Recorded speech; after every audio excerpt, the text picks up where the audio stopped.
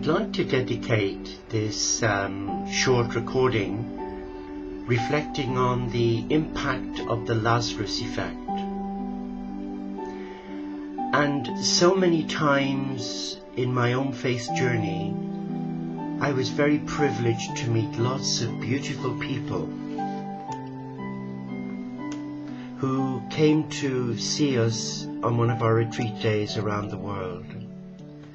But what was so interesting was about 3-4 years ago, I got a strong feeling that I was becoming more like Shirley Valentine. Have you seen the movie where she's talking to the wall and her conversation is, "Hello wall, it's me." And I felt that with many of the beautiful souls that came, their hearts were on other things. They were troubled and they weren't hearing. And recently I became very aware that many light workers are asking about 2012 and what it means for them. And when I share with them that they came into this incarnation with that information impregnated in their soul's DNA, they look at me and they're absolutely bewildered. And I say to them, do you make time to pray? Do you make time to sit and be still and listen to your heart, your teacher? Far too busy. I'm far too busy for that. I have a career. And there's your answer. But let me share with you an interesting story. And the story is recalled by Luke in chapter 16. And it's about a certain rich young man which was clothed in purple and fine linen and fared sumptuously every day. You can just picture him. Probably a biblical version of Simon Cowell. Forgive me, Simon. And there was a certain beggar named Lazarus, which was laid at his gate full of sores, unkempt, a modern day tramp. And desiring to be fed with the crumbs which fell from the rich man's table, from Simon's table, moreover the dogs came and licked his sores. And it came to pass that the beggar died, and he was carried into heaven by the angels into Abraham's bosom. And at the same time the rich young man died and was buried. And in hell he raised up his eyes, being in torment, and seeing Abraham afar off, and Lazarus in his bosom, the rich young man cried out and said, "Father Abraham, have mercy on me, and send Lazarus that he may go and dip the tip of his finger in water, and cool my tongue, for I am tormented in this flame." But Abraham said, "Son, remember that you in your lifetime received good things, and likewise poor Lazarus evil things, but now he is comforted, and you are tormented. And besides all this, between us and you there is a great chasm, a gulf that has been fixed so that no one can cross over unless they've been sent there. And they can't come to us, nor can we go to you." And then he said, "I pray thee, Father, that you will send him to my father's house, for I have 5 brethren, and that Lazarus may testify unto them, lest they also come into this place of great torment." And Abraham said unto him, "They have Moses and the prophets. Let them hear them." And he said, "Nay, Father Abraham, but if one went unto them from the dead, they will repent."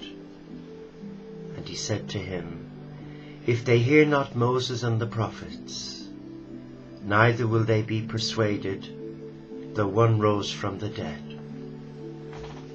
So what's that story saying to us today in the 21st century?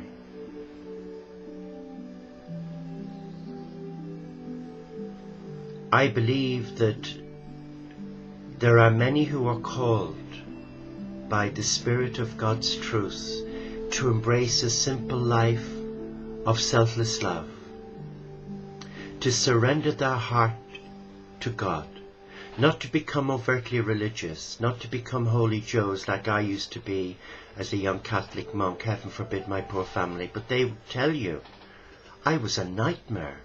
When I was ordained a monk and came home for my first holiday in 3 years, not having seen family, friends or my pet dog Shep, they were in fear of me because I was full of God, full of religion, negative religion. And each night, starting with my first night home, I would kneel after dinner, and there would be 15 of us, including Granny Mulligan, my favourite and special friend. And bless them, they would kneel and we would say the 5 decades of the Rosary. And as each night passed, the numbers dwindled. Finally we got down to 3. My mother in sufferance and my grandmother with joy. But when I look back, I realized I put the fear of God into them. And they went their own way, and now many of them don't subscribe to the teachings of their church, their mother church. I suppose it's because of the examples that they've seen where the clergy have been accused of abuse, etc. But we send love. So the story today is very simple. Yes, God guided great men and women to come into our lives at different generations. And I can speak for Francis of Assisi in the 12th century. God brought this beautiful man from a very well-educated family who turned his back on wealth and fame, unlike the rich man here who feasted sumptuously. But Francis followed his heart. He was guided by God that in spite of the corruption within the Roman Church, he lived a simple life, dancing with Brother Sun and Sister Moon, and he attracted many people because they wanted simplicity. They wanted to embrace God through the natural world. And again, in this generation, we've had the little flower, Saint Therese, whose relics have been going round the world.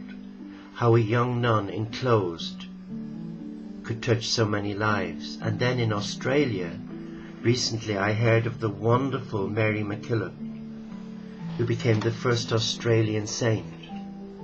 And having watched her life story, I was in awe of this young woman who paid the price for her love, where the church excommunicated her for daring to be herself and for going out and honouring her heart by bringing the message of love to the Aboriginal peoples out in the outback of Australia. And today is no different.